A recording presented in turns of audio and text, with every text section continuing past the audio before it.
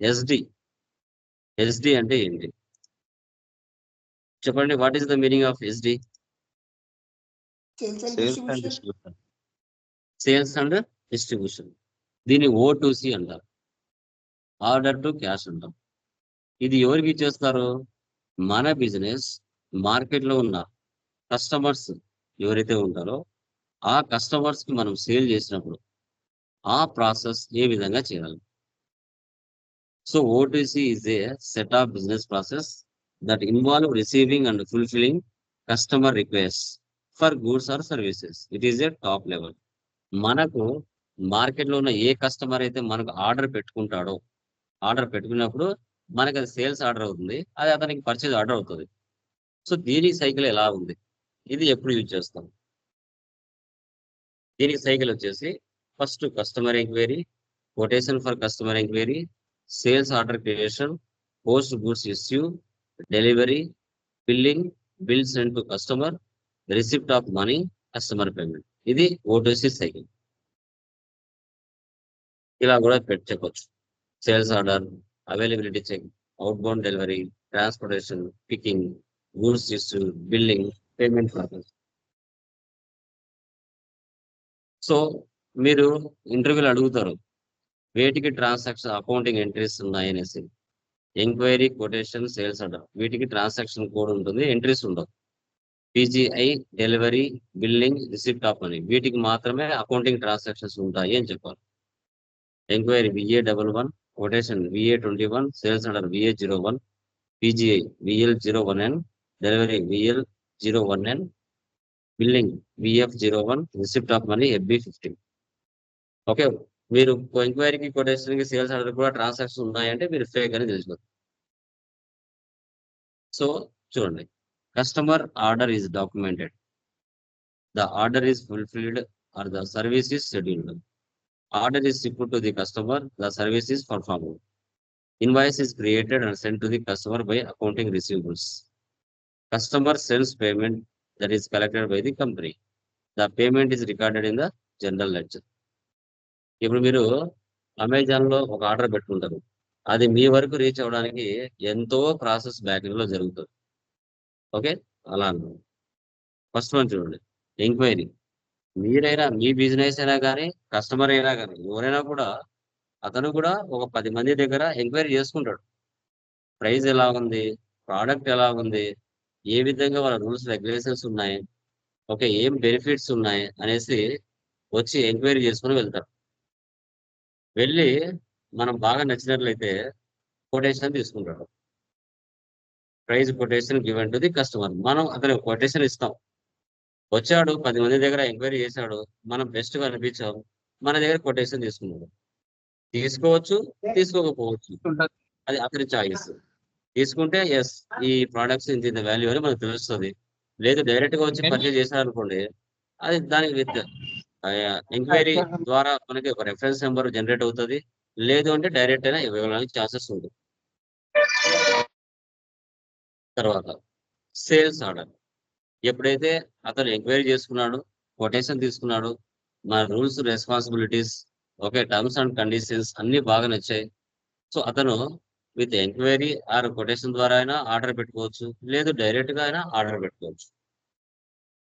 Okay, so with reference అయినా without reference అయినా ఎలాగైనా ఆర్డర్ పెట్టుకోవడానికి ఛాన్సెస్ ఉంటుంది.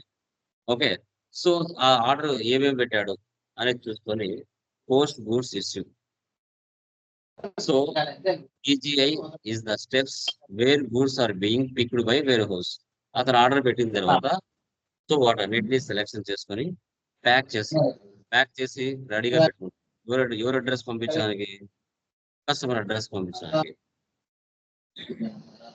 సో దీన్ని PGI అంటాం. PGI అంటే స్టాక్ అంతా రెడీ చేసుకొని డెలివరీ చేస్తాం. ఎవరికి? So customer. So delivery follows post goods issue. Delivery is the actual fulfillment of goods to the customer. Shipping address. At delivery stage, we have accounting entries in the books. At this stage, we debit revenue account and credit customer account. Transaction code for delivery is VL01. తర్వాత customer address కి shipping పంపించేస్తాం.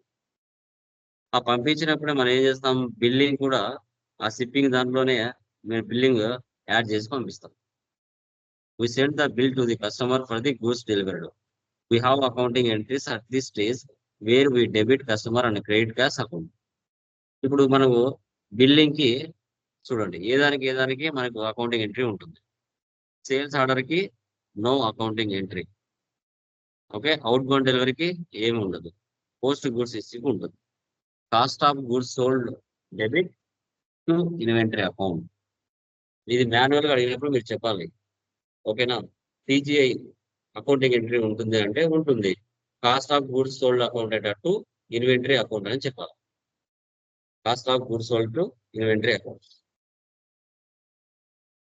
Next, billing document కి accounting entry ఉంటుందా అంటే ఉంటుందని చెప్పాలి. Customer account to sales account. Customer account to sales account. తర్వాత ఇప్పుడు మనం బిల్లింగ్ చేసిన తర్వాత కస్టమర్ మనకు డబ్బులు ఇవ్వాలి కదా. So bank clearing account to customer account. Receipt అంటాం అనమాట. Bank clearing account to customer account అని చెప్తారు. సో దీన్ని ఓటీసీ సైకిల్ అంటారు. ఈ రెండింటికి గాను సేల్స్ అండ్ డిస్ట్రిబ్యూషన్ పర్సన్ ఉంటారు. Okay, SD consultant, MM consultant ఇద్దరు కూడా ఉంటారు. బట్ ఈ రెండు వాళ్ళే చేయగలుగుతారు మాక్సిమం. బట్ మనం మినిమం థియరీ నాలెడ్జ్ ఉన్నా చాలు, మనం అక్కడ మార్కెట్ లో సర్వే అవడానికి ఛాన్సెస్ ఉంటుంది. అదే విధంగా మీ సూపర్ సీనియర్స్ ఉంటారు. ఆల్మోస్ట్ మిమ్మల్ని సపోర్టింగ్ లో కూర్చోబెడతారు. ఈ యొక్క ఇంప్లిమెంటేషన్ కి ఇంకా మీకు మాక్సిమం 5 years 7 years అలా ఒక ఎక్స్పీరియన్స్ పెడితే మాత్రమే కానీ మిమ్మల్ని అక్కడ కూర్చోబెట్టడానికి ఛాన్స్ ఉంటుంది. ఒకవేళ 1 or 2 years 3 years అలా పెట్టుకుంటే కన్నా మాక్సిమం వాళ్ళ సూపర్ సీనియర్స్ ఉంటారు. మిమ్మల్ని సపోర్టింగ్ లో కూర్చోబెట్టడానికి ఛాన్సెస్ ఉంది. బట్ ఇవి మాత్రం చేయాలంటే చాలా టఫ్. ఒక్కసారి మనకి గుర్తు పెట్టుకోవడం కూడా చాలా టఫ్. టీ కోడ్స్ కానీ, ఆ ప్రాసెస్ చేసే విధానం కానీ. ఓకే, ఈ రెండు టాపిక్స్ అనమాట. ఎస్ఏపి లో ఈ రెండు టాపిక్స్ టఫ్ అనమాట. బట్ కాబట్టి maximum MM consultant, SD consultant వీటి చూసుకుంటారు రియల్ టైం కంపెనీలో. ఇక్కడ వరకు మనం రానివ్వరు. బట్ మనం మినిమం ప్రాసెస్ అనేది తెలుసుండాలి. అది మెయిన్ ఉంది. అట్లా. ఓకేనా గైస్, క్లియరా, అర్థమైంది? సార్ మరి 3 years పెట్టమంటారా 5 years పెట్టమంటారా సార్? ఒకటి 5 years పెట్టారంటే కాల్స్ వస్తాయి స్వామి గారు. 5 years పెడతాం కానీ సార్, మరి ఇప్పుడు మన ఈ నాలెడ్జ్ సరిపోతుందా లేకపోతే ఇంకేమన్నా అడుగుతారా ఎక్స్ట్రా అట్లా? చాలు. మరి మీరు అంటున్నారు మధ్యలో అకౌంట్స్ పేయబుల్, అకౌంట్స్ రిసీవబుల్ వరకే సపోర్ట్ తీసుకుంటూ సపోర్ట్స్ లోనే వేస్తారు అని చెప్పేసి అంటున్నారు. అంటే ఇప్పుడు కంపెనీలో ఎక్కువ కన్సల్టెంట్స్ ఉన్నప్పుడు మిమ్మల్ని ప్రీవియస్ ప్రాజెక్టులు చేసినప్పుడు అక్కడ కూర్చోబెడతారు. ఇప్పుడు సూపర్ సీనియర్స్ ఇద్దరు ఉన్నారండి, వాళ్ళని పెట్టుకొని మిమ్మల్ని కూడా రిక్రూట్ చేసుకున్నారు. ఫ్యూచర్ లో ఇంకో ప్రాజెక్ట్ వస్తుందని రిక్రూట్ చేశారనుకోండి. సో అప్పటి వరకు మిమ్మల్ని ఇంప్లిమెంటేషన్ ఇన్వాల్వ్ కానివ్వరు కదా, వాళ్ళు ఉన్నారు కదా ఆల్రెడీ. ఓకే, సో మీరు అంతవరకు ఏం చేస్తారు, మీకు సపోర్టింగ్ లో కూర్చోబెడతారు. ఎస్, ఇమీడియట్ గా ప్రాజెక్ట్ వచ్చిందన్నప్పుడు దానిలో కూర్చోబెడతారు. ఆల్మోస్ట్ మీకు వెళ్ళినప్పుడు కేటీ ఇస్తారు, నాలెడ్జ్ ట్రాన్స్ఫర్. ఓకే, అవి కంపల్సరీగా మీరు తెలుసుకోవాలి ఎట్లా ఏంటి అనేసి. అవన్నీ మీకు చెప్తారు ఎలా అనేసి రియల్ టైమ్ లో.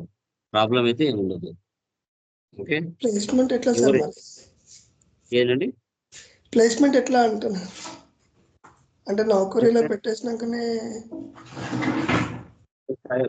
మీకు తెలుస్తుంది కదా. ఒక 3-4 ఇంటర్వ్యూస్ మీకు అటెండ్ అవుతే వాళ్ళు ఏం అడుగుతున్నారో నేను చెప్పడం కంటే మీరు ఫేస్ చేసినప్పుడు తెలుస్తుంది ఏం అడుగుతున్నారు, ఎలా అడుగుతున్నారు, నేను ఎంతవరకు రియాక్ట్ అవ్వగలుగుతున్నాను అనేది మీకు క్లారిటీ వస్తుంది 100%. ఎక్స్పీరియన్స్ ఓకే, తోనే అర్థమైపోతుంది అంటారు. 100%. మీరు ఎక్స్పీరియన్స్ పెడితే ఎలా ఉంటుంది, ఎక్స్పీరియన్స్ పెట్టకపోతే ఎలా ఉంటుంది అనేది క్వశ్చన్స్ మీకు డిఫరెన్స్ తెలుస్తుంది. 100% డిఫరెన్స్ తెలుస్తుంది. అది సార్ ఒకసారి మీరు చెప్పారు కదా సార్, ఆల్రెడీ వర్క్ చేసిన వాళ్ళని ఒకసారి ఇన్వాల్వ్